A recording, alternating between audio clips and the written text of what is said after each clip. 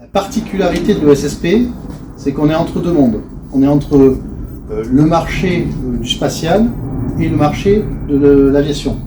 On fait ce lien entre les services satellitaires et les besoins pour l'aviation. Alors pas que l'aviation, puisque aujourd'hui le service EGNOS est utilisé sur différents marchés. On est en fin de la chaîne de valeur d'un service satellitaire où on est en contact direct avec les utilisateurs finaux, et donc on a ce savoir-faire là. Et tout ce qu'on fait, puisqu'on est plutôt en fin de chaîne de valeur, on le fait en partenariat. Donc par exemple sur EGNOS, on a été en partenariat précédemment avec Thales qui avait développé le précédent système. Maintenant on est en partenariat avec Airbus Defence and Space qui développe le nouveau et qui sera opérationnel dans quelques années.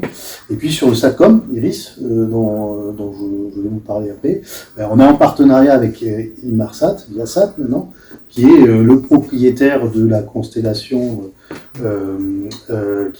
sur lequel Iris et se repose, et puis nous opérons et fournissons le service pour les utilisateurs. La mission, c'est vraiment d'être un opérateur, un fournisseur de services pour des services satellitaires de communication, de navigation et on espère aussi bientôt de surveillance. Je l'ai évoqué, la certification. Donc on est certifié depuis 2011 par l'EASA pour des services de navigation, et c'est tout récent. On est certifié depuis l'été dernier pour des services de communication.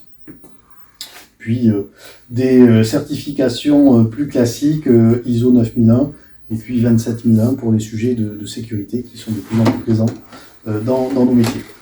Donc qu'est-ce que fait le SSP d'abord on implémente les systèmes et les services SOC, on va dire, pour les opérer et les maintenir avec des services 24 heures sur 24, 7 jours sur 7.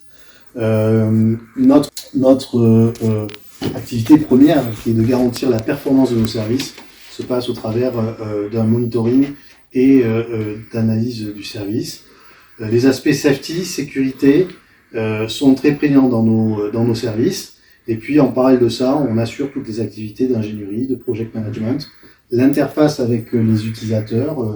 On a des helpdesks dédiés pour les utilisateurs et les différents types d'utilisateurs.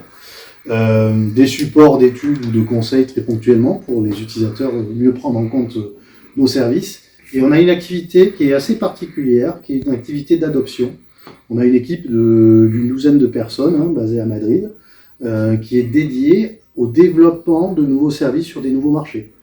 Et ça vient notamment d'EGNOS, quand au début le service était implémenté, mais il a fallu travailler avec les différents manufactureurs, dont Airbus, pour s'assurer que les avions, que les agriculteurs, que les voitures prennent bien en compte les capacités pour utiliser ces services. EGNOS, qui est un service de navigation qui est basé sur l'augmentation du signal GPS aujourd'hui, très rapidement d'ici à 2028, l'augmentation du service Galileo, pour permettre aux utilisateurs d'avoir une position corrigée et intègre pour réaliser leur navigation.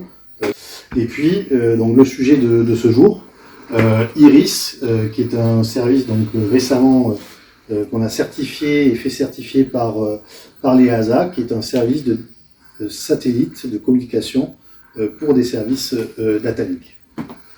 Ensemble, juste aussi, tu évoquais tout à l'heure les sujets data que l'on travaille, notamment on travaille avec plusieurs acteurs ici présents, avec la DSNA, avec Collins. C'est des sujets importants pour bien définir l'utilisation des futures données. Les sujets de navigation, je l'ai déjà évoqué, puis la surveillance rapidement.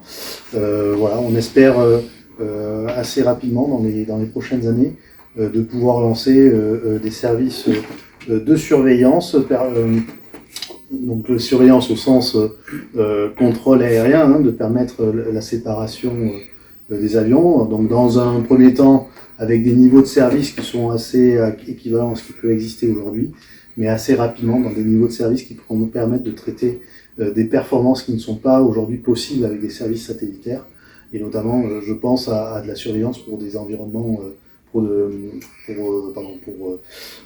des environnements continentaux comme en Europe, hein, où le trafic est chargé. Aujourd'hui, les technologies existantes ne permettent pas d'avoir les niveaux de performance suffisants. Aujourd'hui, l'existant, c'est que sur la partie, c'est vrai que nous on est plus concentré sur la partie safety de façon générale, puisque c'est un sujet, hein, c'est qu'aujourd'hui, l'AOC ou l'ATC, aujourd'hui, sont partagés par les mêmes infrastructures de communication, et notamment le VDL Mode 2. Et donc, aujourd'hui, l'existant sur les communications safety se fait principalement par la VHF et les stations sol.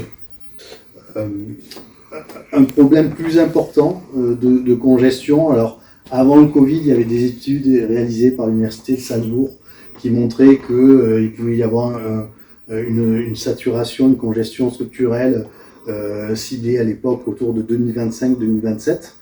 Après le Covid, aujourd'hui c'est 2027-2030, mais avec un nombre limité d'alternatives. Et ça, lié avec tout ce que a brillamment expliqué Philippe, lié au développement de l'utilisation des données de l'AOC, de la maintenance des avions, et puis tout en se projetant aussi sur les nouveaux besoins, Philippe a aussi évoqué, de trajectory based operation, des nouveaux concepts d'utilisation pour le contrôle aérien, permettant de meilleures anticipations, permettant aussi plus de liberté aux opérations aériennes, qui font que aujourd'hui il y a de grandes questions sur la capacité et l'utilisation des données, et d'où toutes les initiatives que Philippe a pu vous présenter.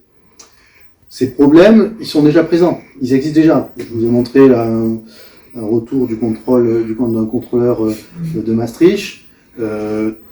Ces problèmes sont très ponctuels, souvent en période de pic. Ce qu'il faut comprendre, c'est qu'aujourd'hui, ces problèmes de congestion sont principalement liés à la densité de trafic. Donc, concernent plutôt principalement ce qu'on appelle les pays de l'accord AREA. Le SATCOM, aujourd'hui, est la première technologie mature et reconnue pouvant complémenter les services Datalink aujourd'hui pour assurer les objectifs du développement et de la modernisation du contrôle aérien, de l'I4D, plus long terme de trajectory based operation, et puis juste puisqu'on a parlé à plusieurs reprises des trajectory based operation, c'est une simplification des opérations aériennes avec ce qu'on appelle du free route, donc notamment permettre des avions à pouvoir évoluer dans des environnements moins contraints, et puis aussi avec moins d'intervention du contrôleur, et donc avoir des profils de vol beaucoup plus optimisés d'un point de vue environnemental, mais aussi d'un point de vue opérationnel. Le service IRIS est un service pouvant être global, qui est basé sur la constellation I4 d'Inmarsat, développé dans le cadre de l'ESA.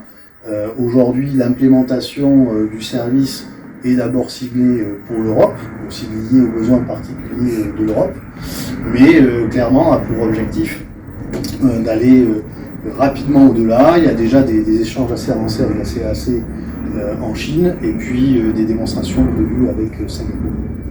Le service IRIS, dans son ensemble et dans l'ensemble de ses utilisations, permet d'avoir des bénéfices relativement importants dans divers domaines. Donc, je les ai déjà plus ou moins évoqués, liés à la capacité, à la ponctualité, aux émissions, aux fuel savings. Le fait de aussi d'optimiser les routes, pouvoir avoir des bandes passantes aussi supérieures à ce qui existe notamment aujourd'hui par rapport à la VHF. Philippe évoquait 30 kilobits pour la VHF, là on est de l'ordre de 400 kilobits. Voilà, la maintenance et tout un tas d'applications. Ça fait partie de mes conclusions, et je suis vraiment convaincu de ça. C'est que je pense que dans 10 ans, dans 15 ans, je pense qu'aujourd'hui on a sans doute identifié peut-être 10 à 15% des applications potentielles qu'apporte un nouveau moyen de communication comme Iris. C'est exactement quand on est passé de la 4G à 5G sur nos téléphones. Au début, on se dit, mais pourquoi plus de bandes passantes? Alors oui, là, il y a des besoins à court terme, mais de nouvelles applications ces nouveaux moyens de com vont aussi pour permettre de nouvelles applications qui aujourd'hui ne sont sans doute même pas imaginées.